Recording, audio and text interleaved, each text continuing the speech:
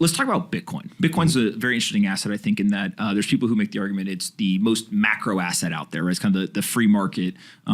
There's people who would argue that it's an inflation hedge, and it served as a great inflation hedge because it's up hundreds of percent since the start of the pandemic, but it's down 50+% over the last couple of months. Like, what are your views on Bitcoin, and how do you think of that asset given kind of the macro backdrop?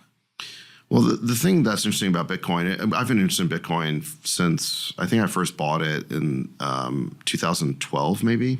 Okay. And we invested in a number of, we're not a crypto investor, but we did express a thesis back in 2017, 2018, that we thought that crypto would graduate from being an institutional asset class from being really more of a consumer retail phenomenon. And so we ended up investing in institutional custody through a company called BitGo, and we also invested in we were the seed investor in Multicoin Capital, which was a crypto-focused hedge fund. We basically believe that that as crypto matured into an asset class, you would need specialized fund managers, of which we were not really. I'm a SaaS investor, but I'm like, but let's invest in these guys because they're focused on the problem. So we expressed a number of these views, and it generally has worked out very well for us. But in any event, so I've been interested in Bitcoin for a while, and I think the transformational part of Bitcoin is this idea that we could have non-fiat money, right? We just, as we're talking about with the Fed, there is a huge risk of currency debasement when the government is in control, and particularly when you have the world's reserve currency.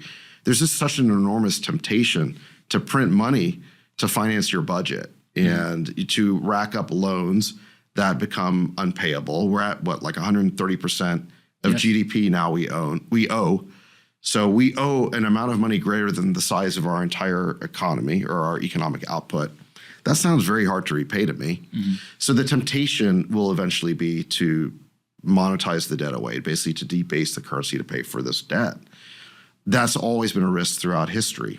And now what Bitcoin offers is a different kind of currency where it's not backed by a government, it's backed by math. It's backed by encryption. And so you don't have to trust the government that there will only be 21 million Bitcoin. It's in the code.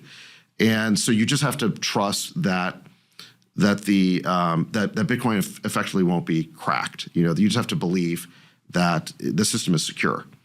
And I think a lot of people might over time gradually think that's a better form of money.